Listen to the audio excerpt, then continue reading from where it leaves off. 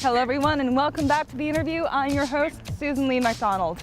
Thank you for joining me here at the 2012 Gwangju Biennale. This is a fantastic event that is held every 2 years, bringing in the best artists from all over the world. We're about to meet two very special people for the interview today. I can't wait for you to meet them. Come and join me.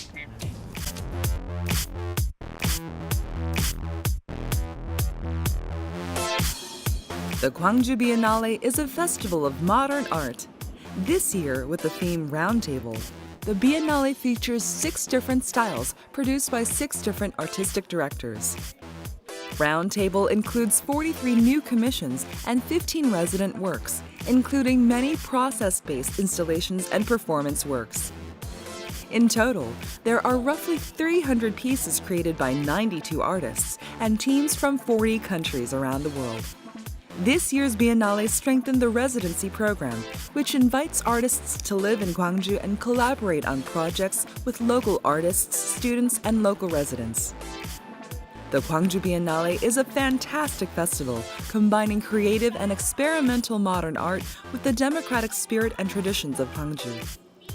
Don't miss the 9th Gwangju Biennale Roundtable, which promises to be a unique celebration of diversity and imagination. Michael Joo, winner of the grand prize at the 2006 Gwangju Biennale. Michael Joo is a second-generation Korean-American artist from New York. He surprised visitors to the 1993 Venice Biennale and gained international fame when he was invited to exhibit with Damien Hirst in 1994. In 2001, he represented Korea alongside artist Seo Do-ho at the Venice Biennale.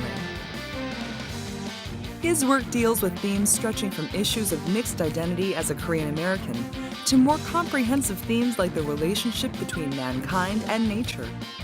Michael Joo's installation Indivisible, a representation of democratization movements all over the world, is his contribution to this year's Gwangju Biennale.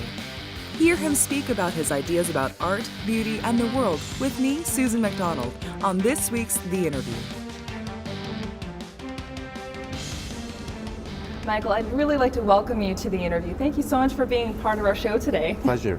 Thanks. You know, it's my first time here for the Gwangju Biennale, and I know that you are a veteran of the Gwangju Biennale. Tell me a little bit about when you first came to Gwangju for your first exhibition here. This is my 3rd time here, wow. And I believe I was here in '95, the first Biennale, which is a very eye-opening experience. I'd never spent this much time launching such a large exhibition in a South Korean city. And was the exhibition here in this particular hall too? Yes, it was in this hall, but it's changed quite a bit. And I look around, and again, I see the scale of the place is much different. And I think it's architecture changes with every show a little bit. So. I would love for you to introduce me to Indivisible, this incredible piece of art that's actually very massive, and it seems like there are lots of things for us to be able to kind of explore. Would you mind showing me and giving me a little tour? No, let's take a look around. Okay, awesome. So Michael, give me a tour through your artwork. Sure. I'll give you the all-access view that I don't think the viewers will get during the exhibition. So let me walk into the piece a little bit so we can get the sense of pressure that I hope you feel and presence of those shields over your head. Yes. Up top we have the polycarbonate riot shields that are, I think, the most common universal shield used throughout the world and kind of ubiquitous in a lot of the press and imagery. They're a bit of a shadowy figure, a shadowy symbol in some ways, of, in many ways a conflict. And I'm interested as a transparent border that not only protects an individual, but protects a collective that can be oppressive as much as it's designed to protect. Wow. In this case, it forms a house, almost a Korean house of sorts, that's inextricably tied and connected to its constituent parts. You know, even if we have this large collective overhead that protects and shields, it's also kind of threatening. Yes. As a collective of individuals that's kind of faceless, I think that, you know, I see lots of familiar objects like these cameras and film rolls, and a lot of kind of maybe personal objects here too. Yeah, there are objects here that relate to the individual in some way to me. I mean, I know that's a very general term, and it's a bit coded, but in many ways, objects we might see involve tools of communication or hearing, for instance, speech like a bullhorn, or a telephone, objects in which individuals might reach out to a larger group. You know, my eye is drawn to this big piece over here. It looks like a series of pipes or something. What is that? Yeah, as much as some of these objects range from personal items of my past, as well as objects from Gwangju and my memories of growing up in a very traditional Korean household during the 1980 civilian uprising, I think, or democratization movement inception, some of the objects also have a real specificity that addresses the nature of this material I'm using more directly. That artifact is actually a kind of hot dipped, kind of oil clay covered backpack holster from that a riot control unit or water spraying unit from the Iraq War. Wow, so that's a riot control unit that people put in the backpacks? They would wear it and hold tanks of either paint or water, typically, that would be used to kind of control crowds. And we also have USB recording record players turned upside down, or wallets of mine from the past. Any money still in there? I don't think so, but whatever I have in there is entombed forever, I think. So why is this called Indivisible? All the sculptures themselves, which are made in oil clay, a non-drying clay that effectively you could ball up and create something new out of, are suspended from the shields themselves. So these objects would not be able to have their position or existence without the shields. I see. And I think that, as the title implies, although they're very different, the group of collective individuals versus the group of more anonymous collectivity, picture of that, of almost of the state, if you will. Though they're so seemingly so in opposition, they're also somewhat inextricably linked, and in, I think, contemporary Korea that might be seen as the case. Yeah. This is really fascinating. Yeah, I don't think I've ever really walked through a piece of art before, so this is a definite interview first. We are interviewing. I hope you don't get trapped right inside my head. I don't want to hurt anything here. And thank you for showing me. This has been really fascinating. I've really enjoyed it. Oh, my pleasure. Please have a seat.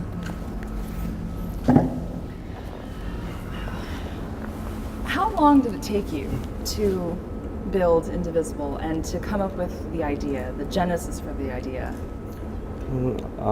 A lot of works of this nature that are fairly involved and incorporate the space or some kind of strategy for exhibition on a site that has meaning for me often develop over a long period of time.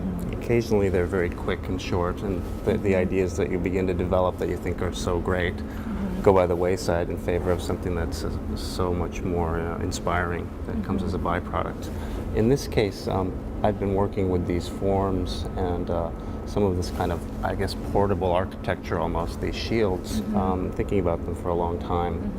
And I'd say from start to finish, beginning this Gwangju project, we spent a good half a year just developing how we were going to show it. Now, from what I remember in my research about you and this project, you were inspired by the May 18th democratization movement.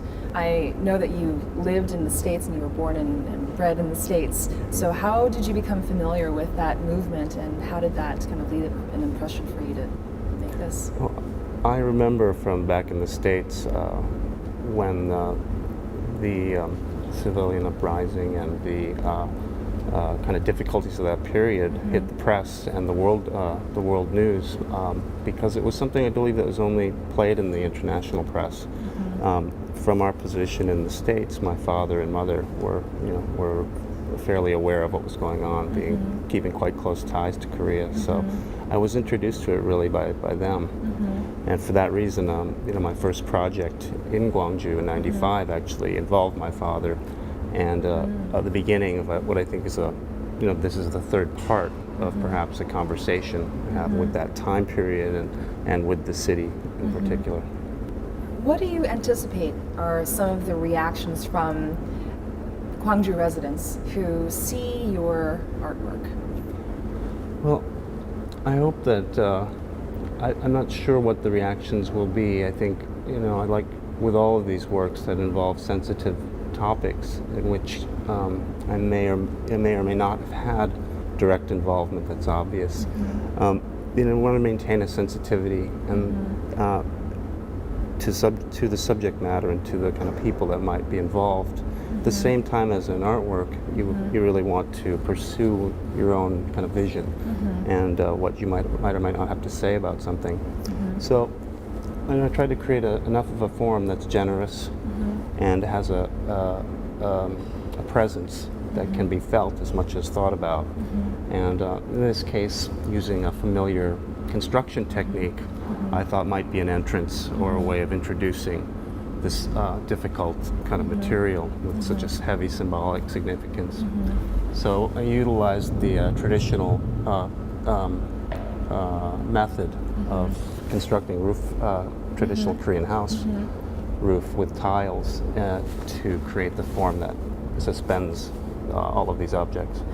Before knowing that these are all shields, if someone were just to come and take a look, they may not really even notice that these are shields. They might think, oh, this looks like a Korean roof. I think I've gotten some of that already. Until they come and see how large it is, and then they see that these are shields that are somewhat familiar to them.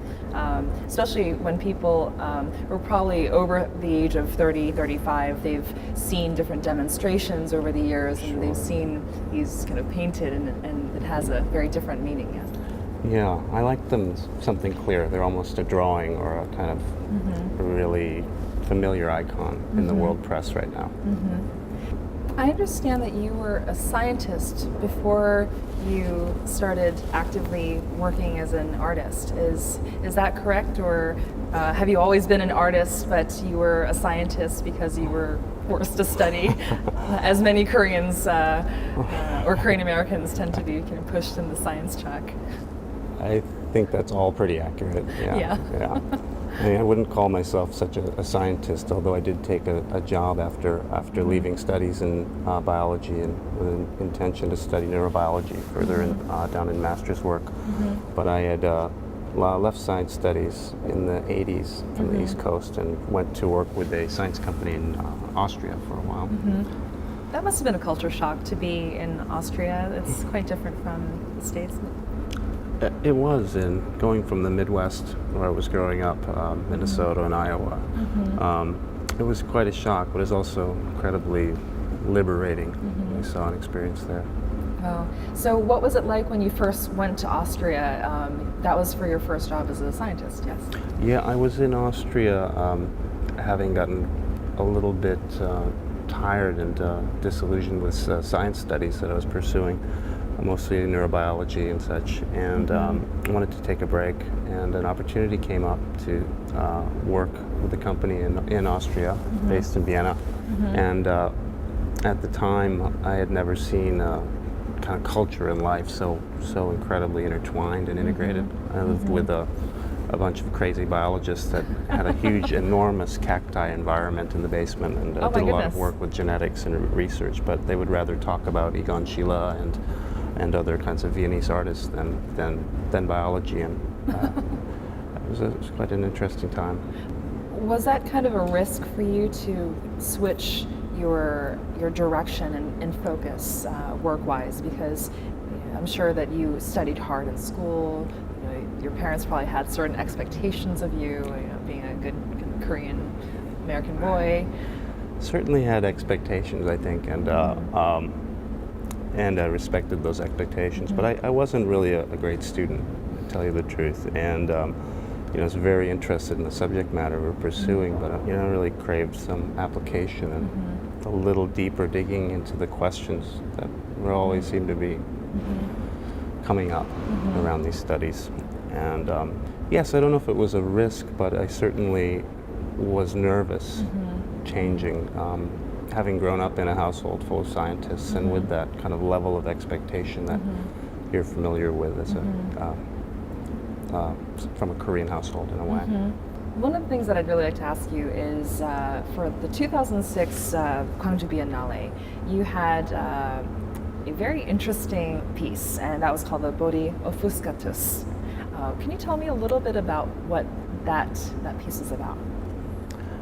That piece was originally commissioned by the Asia Society in New York, and they had given me a great opportunity to go through their collection, the Rockefeller collection of East Asian art, and I didn't know at all at the time whether I would be inspired, which was kind of all that they asked, was that I take a look through the collections, rather extensive and very eclectic, and see if there was anything that would inspire any questions or response via, my voice and my take on it through contemporary practice, art practice. And, I was really struck by how tactile and how actually moving it was to have a first-hand and intimate experience with these things alone, out of an institutional setting. So when I came across this very Western Gandharan Buddha from the 3rd century BC, I decided that perhaps a work in which we got closer to one of these objects might be something worth pursuing. It's a really unusual thing to think about a very modern, kind of cutting-edge video camera kind of next to a very old, as in Korea they call it the Pangasa Yusang, the bronze Maitreya Bodhisattva half-sitting thinking statue. How did you come up with the idea to kind of combine those two seemingly very different elements? The first piece that I'd worked on was very much a Buddha of the past, and the Maitreya Buddha is a Buddha, I guess, known as the Buddha of the future, in a way. And so, coming to Gwangju, I wanted to continue this activity that involved a really local fabric life. So I asked a monk, through communications with my curator at the time, the head monk of a local, very important temple, if we could borrow a Buddha. So he actually gave us permission to borrow one of the temple Buddhas. It was actually on a mountainside. That's such a special thing. It was very special. We were very lucky to have that access. So we took it off the mountain where it's normally held in a place of worship and put it into the Biennale hall and surrounded its head with a camera helmet or a halo of sorts that was comprised of 50 live feed cameras that would break up the image of every square inch of the sculpture's face and replay it across a kind of endless field of monitors and hundreds of mirrors. Why so many cameras and why so many different perspectives? I wanted the idea of the Buddha's image, and in this case something I think is so ubiquitous and familiar, to have to go through another chain of recognition, so that it's something that where its image, which we're normally so familiar with, but at once far from as well, could be broken up into space through the mirrors and monitors and reincorporated with our own image in some way, then we would become a part of that. Did the Buddha go back safely to the temple afterwards? Yes, it did. As far as I know. I think it's happily there, and I should probably go visit it. Michael, I'd also like to ask you about your Mongoloid version B29 project. It's very eye-catching, and if you could tell me about how you decided to do that project. At the time, I think that was back in the late 80s, early 90s, I was very interested in collecting historical artifacts. At the time I was collecting a lot of airplane parts of American planes, for instance, that flew over Korea or over North Korea during the Korean War. And so that collection kind of, one thing led to another, and my interest in the image at the time, or just kind of skepticism about the image at the time, led me to want to paint these portraits of myself. And I had very long hair at the time, and so I posed as these women, nude. and posed nude as the women that they would paint to give these American bombers identity. So there was a play. I would base my poses more upon Manet and classical paintings, but apply them to these sides of the sections of fuselage from these Korean, from these American cargo and warplanes. Wow. And where did you have that displayed?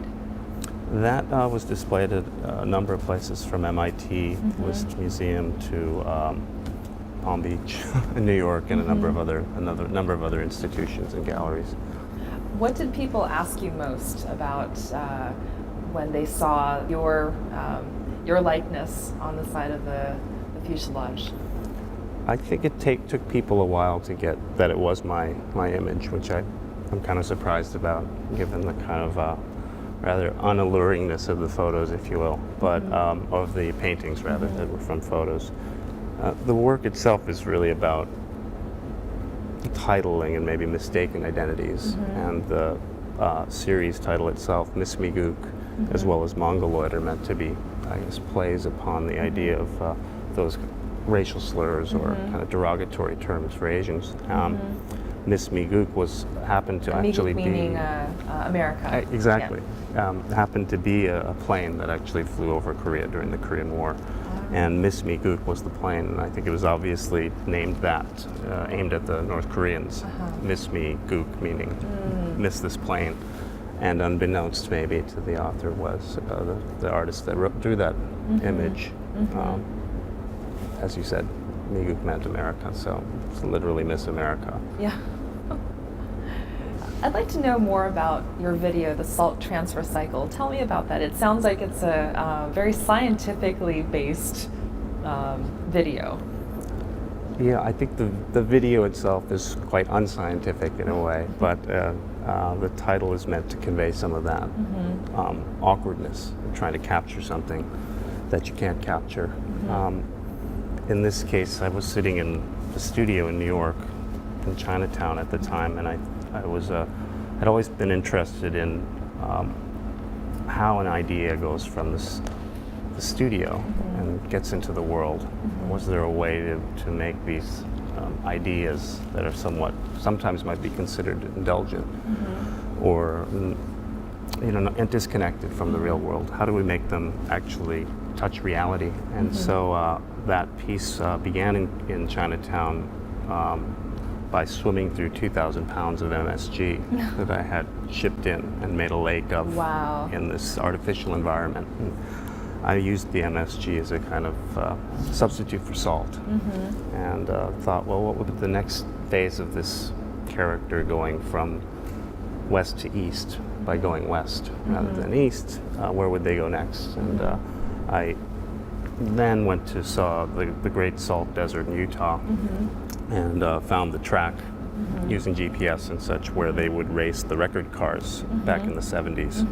And these record cars would shoot these very linear kind of puffs of energy to try to break records that had to be reset over and over again. So I thought there were these elements of cyclical and linear motifs going on like this project. So the next stage was to go from this artificial environment of the studio to a very real environment. So I did a parody of evolution on the salt desert, and finally my character ends up in the mountains in Gangwon-do province here in South Korea, and using remote cameras. I waited with salt on my body for 10 days for the elk that inhabit the region to come and lick the salt off my body. Oh my goodness. Wow. Yes, in my mind, transferring that idea that started in the studio of the MSG to salt, all as a stand-in for all this energy, into the bloodstreams of these animals.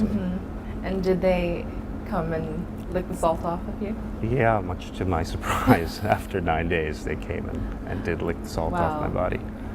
I had been battling red ants the whole time, who happened to also like whatever was holding the salt on my body, and had no idea that when the elk actually lick my body, that the feeling of a gigantic tongue on your body might be so ticklish that you ruin half the footage. Were you laughing the whole time? I was laughing. I was a bit delirious after 10 days as well. Pretty limited food and water. And were you there alone, or did you have someone there to help film? I had someone who would check in every day and who would help operate cameras, but I also had remote cameras from my position, and someone had to change the reels. So we shot a lot of very now old-fashioned high-8 video camera, video tape. Yes. I imagine you still have that footage, though, yes? I still have a lot of outtakes that are pretty fun to watch. Maybe we could see a couple of them.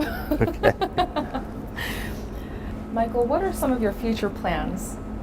In the immediate present, I'm planning for a large project with Inuit whaling community up in Barrow, Alaska, Okay.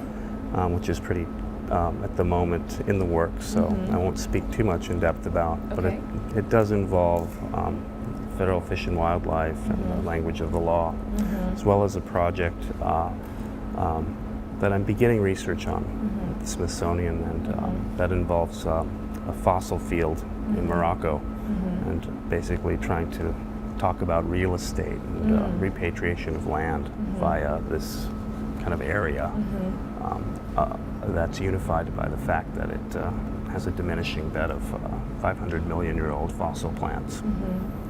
And the Smithsonian project is going to basically bring you to the DC area, but you'll also have the project in Alaska, but the Smithsonian project also deals with Morocco, you said? The Smithsonian involvement is largely research-based. I've been given an opportunity to do residency with their digital imaging departments and seeing what the idea of traveling to images, digital imaging, and then digital printing, three-dimensional printing can say about visual culture and time and how we look at objects and things. So the project involving the Smithsonian is kind of immaterial, but I think it goes hand in hand with the project that I'm working on in Morocco and have been for several years now. If you were able to comment on what you've seen with a lot of up-and-coming Korean American and Korean artists who have been starting out in this business, so to speak, and in this creative field, what type of advice would you give them? That's tricky. Probably be careful considering too quickly entering into this as a field or as a business, because I don't think it really is. I think it's an extension in a way of interests, and maybe even an extension of one's own life or practice that they're pursuing at the time. But I think it's something where young artists should just know that they need to be very doubly aware of their, I guess, kind of identity and presence in attempting to work through a dialogue of contemporary art that's based in Western art. And to find their place in it would be to really examine deeply or fully acknowledge, just what their take or position is, and what their own experiences are, and what they could bring to that dialogue. Would it be safe to say, and I don't mean to be condensing it too much, but would it be safe to say that the artist needs to know him or herself well enough to know how to make art, or how to be part of the business of art? In a way, I think it's ongoing. I don't think you can actually. I think it's a continual process, and perhaps the making of a continuation of an art process is a practice. It's about finding some of that out. Michael, it has been such a pleasure to have you here on the interview, and I feel like I wish I had more time to kind of go over just more about your philosophy and more about your take on the Korean scene, but hopefully we'll be able to have you back another time. Thank you so much again. Thank you. Nice meeting you. Nice meeting you too.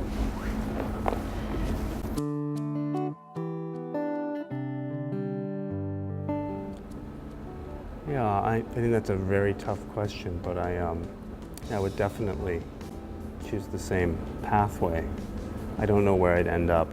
There's so many variables, but I think I would definitely choose the same type of work and the same method of getting here. There's been a lot of roads, and there have been a lot of encounters and places and things that I've seen and been able to see through this practice that I can't imagine would be recreatable any other way. But I suppose that's the same for every individual.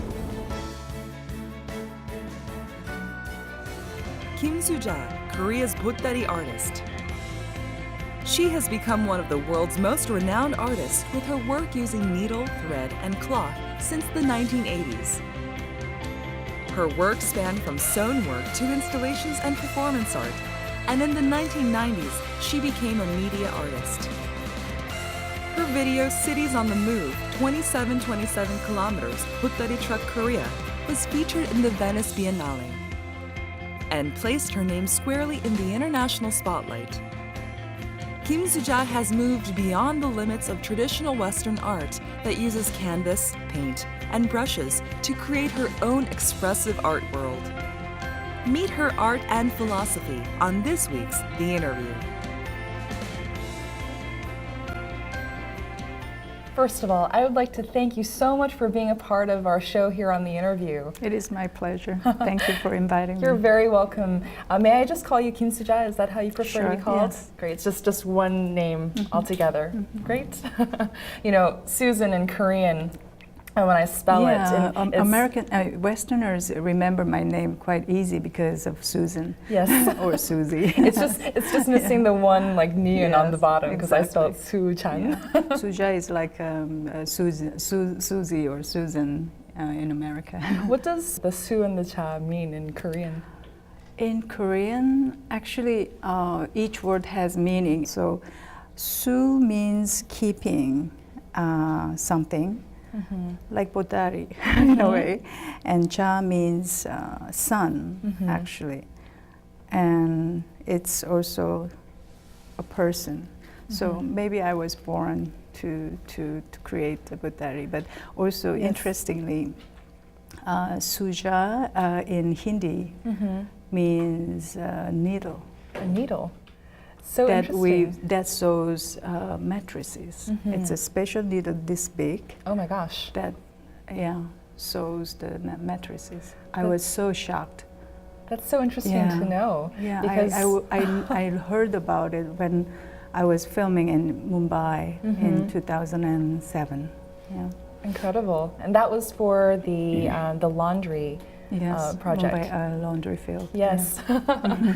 Well, before we get into your incredible history of all of your artwork, I'd like to first ask you what brings you to the Biennale here in Gwangju?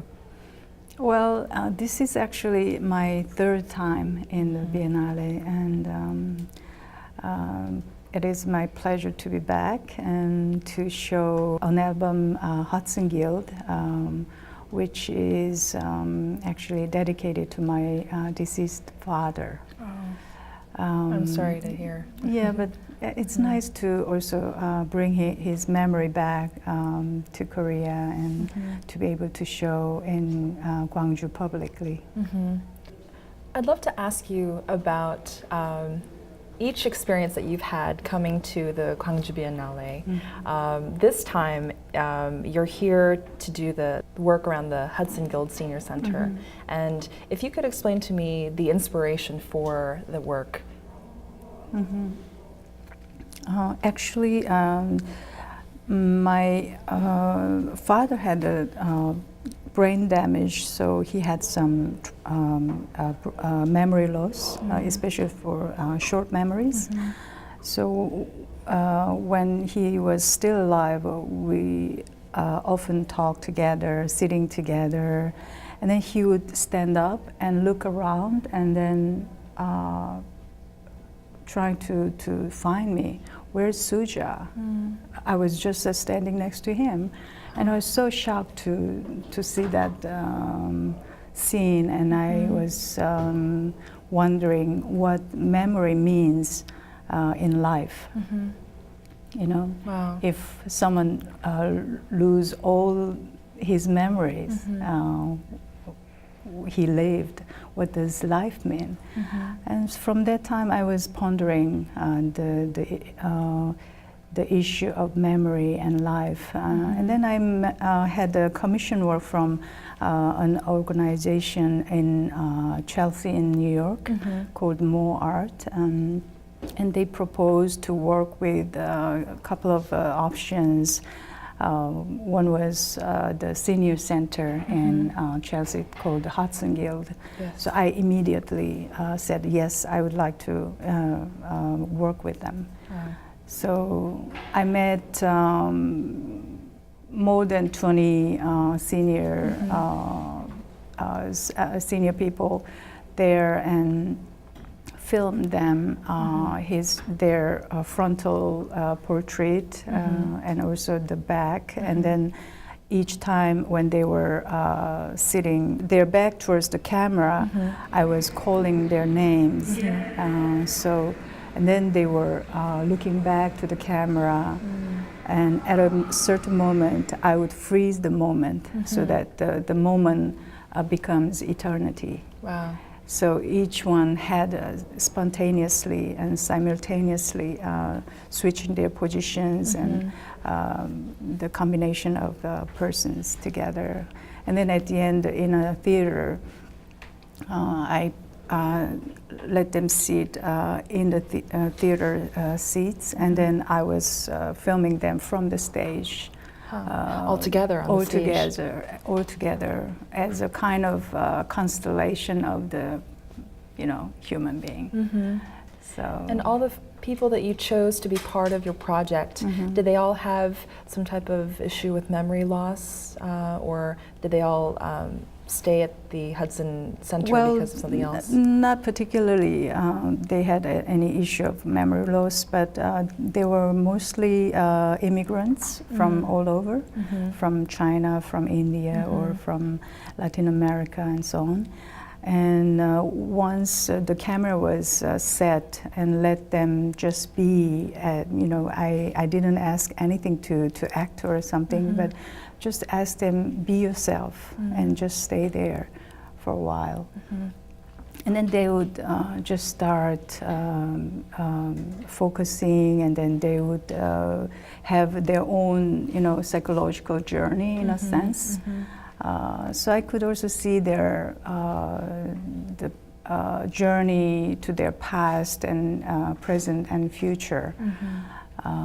So each individual shows their own kind of memory of their lives and also the time.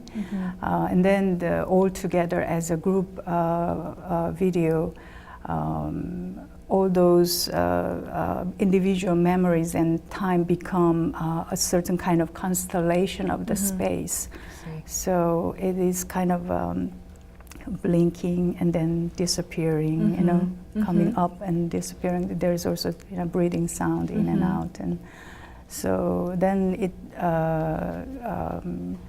kind of fade out, and then I put as to my father. That also means that all the calls are, to bring back my memory to my father. So what is the message that you're trying to convey with your artwork there? As I said, each one, I would also let them live their own moment, space and time while I was filming, so that people also can experience their own inner memories and journey to their own time and like past. An inner view? Yeah, exactly. Yeah, it was like an inner viewing. Yes. Like the name of our show. Yeah, exactly. So I was See, quite, it's perfect that you're here. I was quite impressed by this title, Interviewing. Oh, that's very interesting title of the show. Wonderful. You know, it seems that for a project of this scale, it would have taken more than a few trips to go to the senior center. And I'm just curious, how much time did it take for you to get everything that you needed and that you were satisfied with? Well, we filmed only 2 days, but I've been there a few times to check what they are doing there and who are they, and I've been trying to talk to each one and what their background is. It was quite interesting because each one, they are all very, now they are old, but each one had an interesting life, and there were also a dancer, there were a poet, there were actors, being in New York actresses. City, I'm sure you have exactly. a lot of creative people there. Yeah, and also this project, More Art Project, is also about to bring consciousness of the neighbors who lived in Chelsea, who were kind of pushed out by the Chelsea gallery scene. You know, the gallery in a way dominated the whole area now. So the residents, residents are kind of a little bit forgotten, and they are taken out from the center location. So that was their intention, to bring the communities back to where they live. Kimsooja's exhibition Kimsooja to Breathe is now open in the Gukje Gallery in Seoul. The exhibition features all of Kimsooja's most important works from the past 10 years. The video installation Mumbai, a laundry field, resembles an anthropological documentary. In the K2 hall, visitors can see the 3-part video Mirror of Air, Mirror of Water, and Mirror of Wind filmed in Greenland, as well as chapters 1 and 2 of Thread Routes, the first work filmed by Kimsooja on 16mm film. 이 작업은 트레드 루트라고 하고요. 제가 그 6개의 시리즈로 제작을 하고 있는 작품입니다. 바늘이 어떤 그 추상적이고 상징적인 어떤 몸이라고 한다면은 실은 어떻게 보면 어떤 우리의 마음의 어떤 그 흐름이라고 볼 수 있을 것 같아요. 그래서 이번 작업은 바늘의 어떤 디멘션과 실의 디멘션을 세퍼레이트해서 보는 하나의 또 다른 그 챕터라고 할 수 있고요. In this piece, you can hear Kimsooja's breathing and humming. To breathe, invisible mirror, invisible needle이라고 하고요. 제가 이 작업은 그 베니스에 있는 라 페니체 극장에서 그 의뢰받고 제작한 것인데요. 사실 제가 오랜 동안 그 의문하고 있었던 어떤 회화의 어떤 평면의 문제, 그 문제를 다시 질문하는 것이고요. 그 숨의 날숨과 들숨의 관계를 어떤 삶과 죽음의 어떤 경계의 문제를 오가는 행위로 그렇게 상정을 하고 한 작업입니다. Visitors can also see Kimsooja's works from the early 2000s. The video bottari, Alpha Beach, was filmed at Alpha Beach in Nigeria, which still holds the scars of the slave trade. The series and album Havana, filmed on Malcolm Beach in Cuba, is a mix of video art and landscape art, marking a return to the two-dimensional with blurred images that seem to be melting into the wind and light.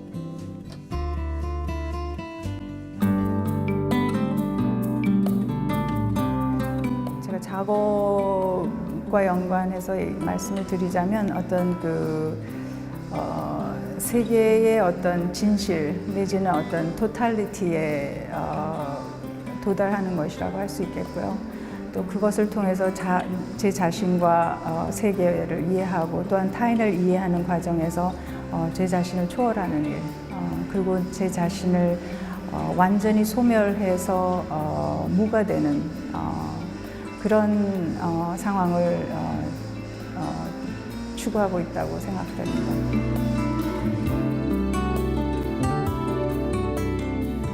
What are some of your upcoming projects or future plans? I know that you've probably got a lot on your plate, as always. I have actually Thread Roots. Still, it's one of the biggest projects I'm doing. I still have 4 more locations to finish. Wow. Because I've been doing in Peruvian weaving, and then lace makings in European countries. Which I'm showing at the gallery.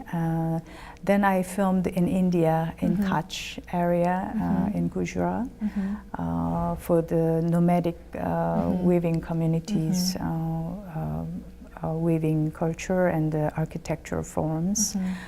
At the same time, I'm planning to do another trip to China, Sichuan and Yunnan area, and then Mali in Africa, and also Native American Indians. Wow.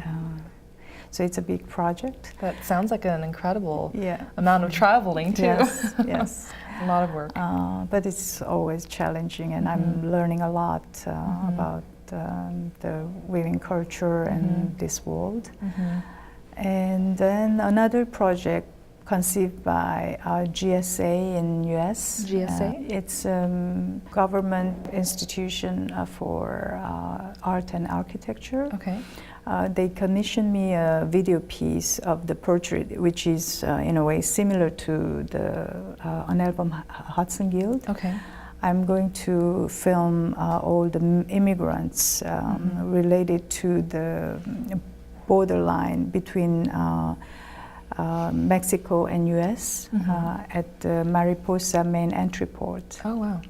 So I will install the video portraits with a LED screen right on top of the revolving door of the borderline. Oh wow! So people going in and out will be, you know, facing these portraits of their facing towards the bodies that meets their frontal portrait and their back, and then returning. So it's in a way creating the borderline, not only the geographical and physical, political borderline, but also psychological borderline they have.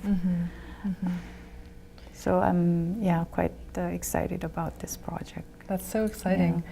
Well, Kimsooja, I wish you the best of luck with all of the upcoming projects that you have. Thank you for taking the time out. There's actually so many more things that I know that our audience would like to know about you, and I'm sure that they can find out more about you on the web and go and visit your installations and your projects all throughout the world. So thank you again for being with me today. Thank you so much. I look forward to meeting you again. Thank you.